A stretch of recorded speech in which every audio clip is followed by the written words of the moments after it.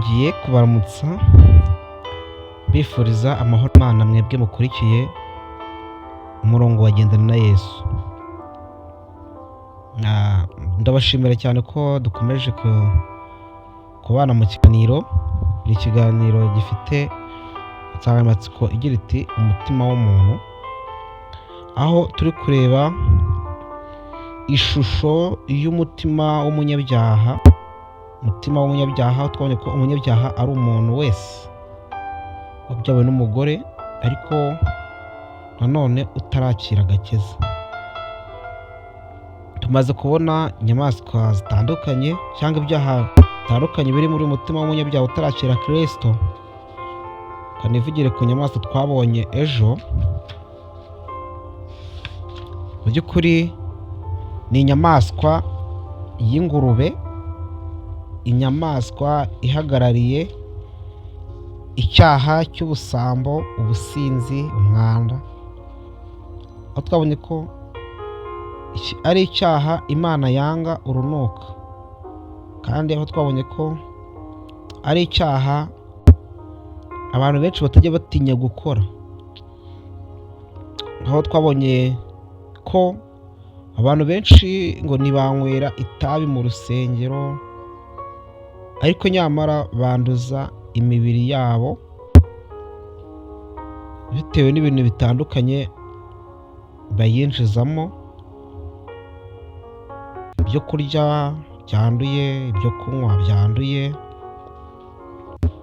yewe ibyo basoma, ibyo bareba, ibyo nabyo byanduza intekerezo. Kandi twari twasomye isomo ryo mu Bakorino igice cyaho cya mbere umurongo wa 6, urwandiko rw'Abakorino igice cyaho cya mbere, igice cyaho cya 6 umurongo wa 19 ndetse n'icya 3 umurongo wa 17 hari amagambo avuga ngo nimuzi yuko imibiri yanyu ari insengero z'umwuka wera. Nanone kandi ngo umuntu wese utsemba urusengero rw'Imana, Imana izamutsemba. Aha rero twabonye ko kurya ibintu byanduye, kunywa ibintu byanduye, ibisindisha ndetse n'ibindi bintu byose umuntu ashobora kwinjiza mu mubiri we byangiza umubiri we, aba akoze icyaha, kuko ni icyaha kizahanishwa gutsembwa, kuko aba yangiza urusengero rw'Imana. Kuko rero yatsembye umubiri cyangwa urusengero rw'Imana, Imana nayo izamutsemba. Rero twasoje tubona ko umuntu akwiye kwanga iki cyaha, agasaba imbaraga Mwuka Wera, Kristo akaza muri we akabimubashisha. Kuko mu byaha byose turi kubona cyangwa tuzagenda tubona, nta cyaha na kimwe umuntu yabasha kwitsindira we ubwe, kereka imbaraga ya Kristo ije muri we, igatura muri we, akemera kubana nayo, maze ikamubashisha kumutsindira ibyo byaha byose. Uyu munsi rero munyemerera none muri kino kiganiro cy'uyu munsi cy'igitondo twongere turebe ku cyaha gihagarariwe n'akanyamasyo. Ni icyaha cyerekana ubunebwe ndetse no gushyira ejo icyari gikwiriye gukorwa none, kandi ni icyaha cyerekana ubupfumu ndetse n'uburozi. Mbere y'uko tujya mu kiganiro twimbitse, munyemere nanone dusenge. Data wa twese, Imana ihoraho, mubyeyi dukunda utubeshejeho ku manywa na nijoro, ubuntu bwawe nibwo buturandase, izina ryawe nirishimwe cyane.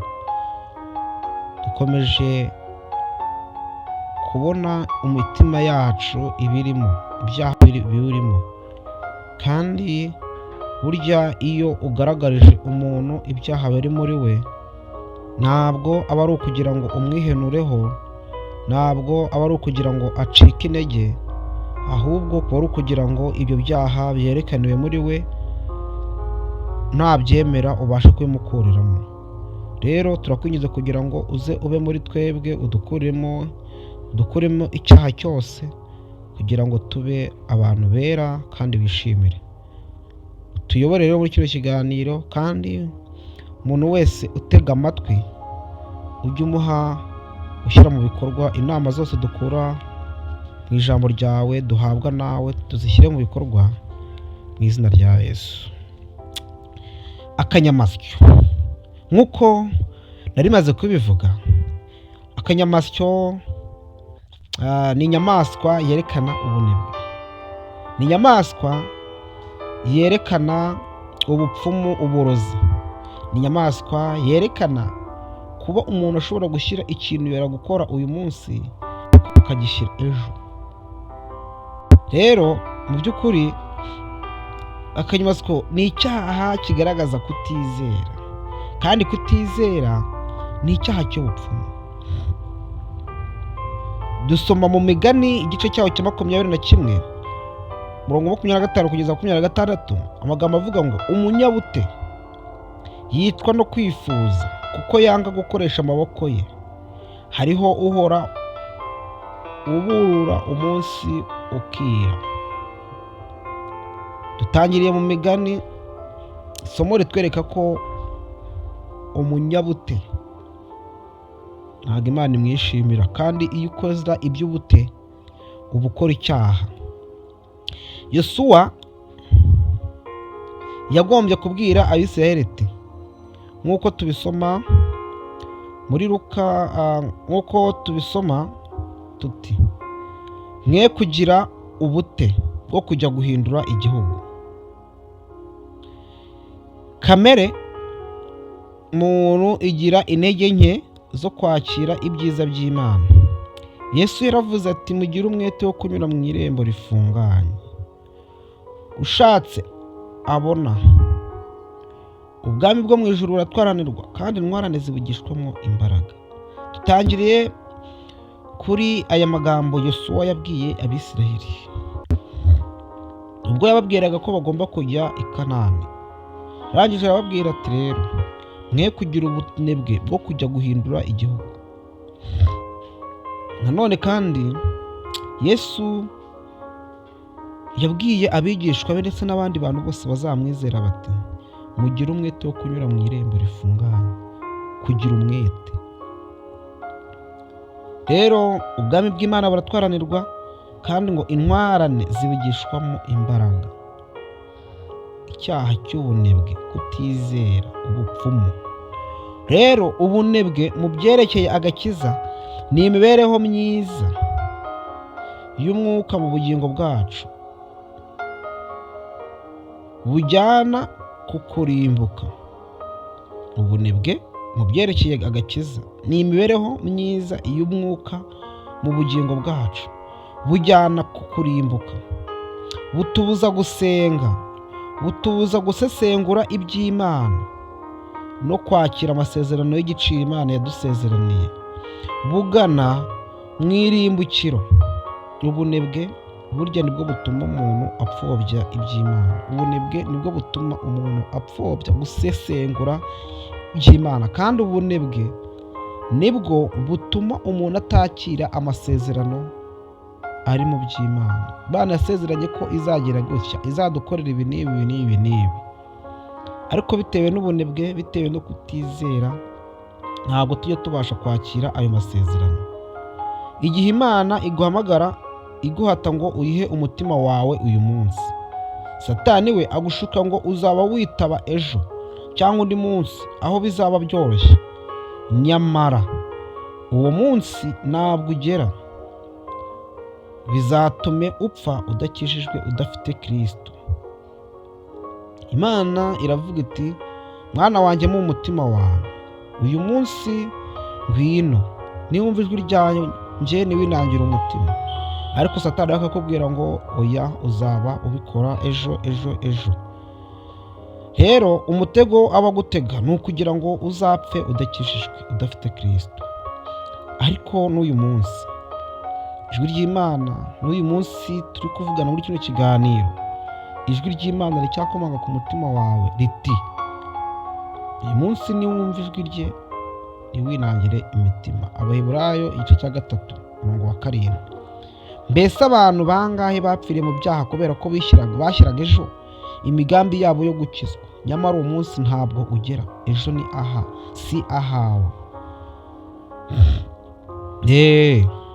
Umuntu akavuga ngo nzihana ejo bishoboka abantu bamaze kubyumva. Se ubu ngubu uyu munsi abantu babyakira bate? Sindamutse mfashe icyemezo cyo gusaga Kristo, ababyeyi babifata bate? Se umugore yabifata ate?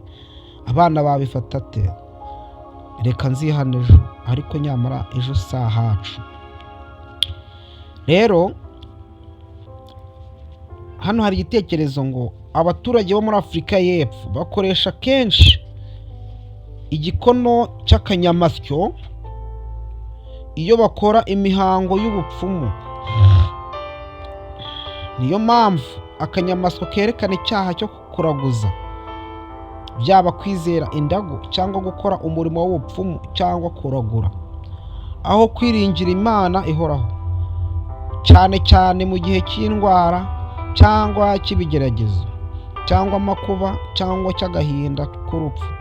Ijambo ry'Imana ritubwira kwiyambaza Imana iby'amahirwe cyangwa umwaku, kuko iyo intambwe z'umuntu zikomejwe n'Uwiteka akishimira inzira ye, naho yagwa ntazarambarara. Izina ry'Imana nirishimwe. Cyaha cyo kuraguza cy'ubupfumu. Abantu bakiyambaza izindi mbaraga bakumva ko amahirwe yabo barayabona kuko bakoze ibi n'ibi. Uwo ni umurimo w'ubupfumu. Ariko nyamara ijambo ry'Imana ritubwira ko dukwiye kwiyambaza Imana, kuko intambwe zacu zikwiye gukomezwa n'inzira z'Uwiteka, kuko agakiza kadaturuka iburasirazuba cyangwa iburengerazuba cyangwa mu butayu bw'imisozi, ahubwo Imana niyo mucamanza, icisha umwe bugufi igashyira undi hejuru. Ntabwo agakiza gaturuka aha n'aha igice runaka. Aho ngaho niho abantu bajya batangira bavuga ngo agakiza burya gaturuka aha n'aha, gaturuka mu butayu. Ushobora kujya gusengera mu butayu niho bagakura, cyangwa ngo abantu b'Imana baturuka mu karere aka n'aka. Oya, icyo ni icyaha cy'ubupfumu cyo kutizera. Imana yahaye Abisirayeli amategeko yumvikana igira iti, muri mwe ntihazaboneka ucisha umuhungu we cyangwa umukobwa we mu muriro, cyangwa ukora iby'ubupfumu, cyangwa uragurisha ibintu, cyangwa umupfumu, cyangwa umurozi, cyangwa umwambuzi, cyangwa ushikisha, cyangwa ugurira abantu ibizabaho, uragurira abantu izabaho, cyangwa umushitsi, kuko ukora ibyo wese ari ikizira.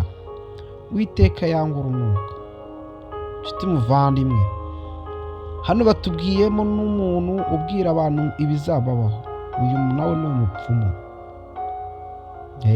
Ariko ubu ngubu igihe tugezemo ni icyo abantu bajya kubaza abantu ngo kuko basenga ngo tubwire ngo tubwire n'ibiki bizambaho. Mbese nzabona umugabo? Mbese nzabona umugore? Se nimubona azaba ateye ate? Akavuga ngo rero Imana ngiye kuyibaza imbwire. Baratubwiye ngo ibyo ni ubupfumu, ntidukwiye kubyizera, ntidukwiye kubijyamo. Rero Uwiteka ibyo ngibyo arabyanga urunuka. Dusoma amagambo ari mu Byahishuwe igice cya 22:15. Amagambo avuga ngo hanze hazaba imbwa n'abarozi n'abasambanyi n'abicanyi n'abasenga ibishushanyo n'umuntu wese ukunda kubeshya akabikora. None twasoma mu Balewi 19:31. Nimugahindukirire abashitsi cyangwa abapfumu, nimukabashikishe, nimukaraguze ngo mubiyandurishe, ndi Uwiteka Imana yanyu. Abalewi, aya ni amagambo ari mu Balewi igice cya 19:31. Iri ni isomo ritwereka ko kujya mu bupfumu, gushukisha, kubaza umuntu ngo ejo bizagenda bite, ni icyaha cy'ubupfumu. Ni abagabo bangahe, ni abagore bangahe, ni abakobwa, ni abasore bangahe bashobora kujya kubaza akanaka ngo tubwire se urabona ibyacu ejo bimeze bite? Ubwo ni ubupfumu. Ijambo ry'Imana ritubwiye ko Uwiteka rero dukwiye kubaza ibyacu. Nshuti muvandimwe, nanone dukomeza isomo ritubwira ngo kandi niba babwira ngo nimushake abashitsi mubashikishe, mushake n'abapfumu banwigire bakongorera, mbese abantu ntibari bakwiriye gushaka imana yabo bakaba ariyo babaza? Mbese iby'abazima byabazwa abapfuye? Yesaya 8:19-20. Nimusange amategeko y'Imana n'ibiyihamya, nibatavuga ibihwanye n'iryo jambo nta museke uzabatambikira. Tugomba gusanga ijambo ry'Imana tukaba iryo tubaza, tugasanga ibihamya bikaba byo bitubwira, kuko ibyo twakora byose nibatavuga ibihwanye n'ijambo nta museke rwose uzabatambikira. Tugera ku musozo rero, wowe twabanye muri kino kiganiro, Imana iraguhamagara iguhugura ngo wihane, uyihe ubugingo bwawe. Nyamara umwuka w'inyamaswa w'akanyamasyo uri mu mutima wawe, uri kukongorera ngo byirengagize, wibigerageza. Uri no kugerageza kuzuza ubwoba mu mutima wawe. Uribaza uti, mbese ubu abanjye baramvugaho iki nihana? Inshuti zanjye n'abandi barandeba bate nindamuka nihanye nihaye Kristo? Mbese byagendekera bite ndamutse nongeye kujya mu bitaramo byo kubyina cyangwa ntagiye mu binezeza by'isi? Ibyo nibyo bibazo uri kwibaza ngo se abantu babona gute ntabyitabiriye? Aho kureba ubutunzi butagira akagero buri muri Yesu, aho kureba amahoro ye atagira uko asa n'umunezero we utangaje n'icyubahiro cye n'ubugingo buhoraho bwuzuye umunezero, uratekereza ku bintu ugomba kuzibukira, ibyo ugomba kureka kugira ngo wemere Yesu ngo yinjire mu mutima wawe. Rero gutinya amaso no gutinya urupfu bikugira imbata ya Satani. Rero Abaheburayo, Yesu arashaka ko akubatura, arashaka kubatura abahoze mu bubata bwo gutinya urupfu mu kubaho kwabo kose. Umwuka ukurimo agutera kurengereza kwakira Yesu, kandi unangira umutima wawe kugeza ubwo uzakomeza nk'igikono cy'akanyamasyo. Nshuti muvandimwe, uyu munsi kubonye ingingo ikomeye cyane ijyanye n'ubupfumu, ijyanye no kutizera, ariko ratubwiye ngo wiragiriza kwihana, ihane bigishoboka. Uwiteka rero atugirire neza. Iki ni icyaha kiri mu mitima y'abantu benshi, aho bashyira ibyo bari gukora uyu munsi bakabishyira ejo, kwihana kwa uyu munsi bakagushyira ejo. Uwiteka tubabarire, atugirire neza mu izina rya Yesu. Reka nanone dusenge. Mwami Yesu, habwa icyubahiro. Tubonye ko dukwiriye kwitaba irarika ryawe uyu munsi, uyu mwanya, ariko nyamara Satani atwereka ko n'ejo hahari, nyamara si ahacu. Rero turakwinginze cyane, nk'uko wavugiye mu kanwa ka Yesu ngo nimugende mujye guhindura igihugu, mugende mureke kugira ubunebwe. Natwe turakwinginze kugira ngo udehe gusanga nta bunebwe, kandi udehe kwihana, udehe kubaza ibyacu tubibaze ijambo ryawe, tubibaze wowe, kuko aribwo umuseke uzadutambikira. Uyu munsi twirirwane nawe mu izina rya Yesu, amen.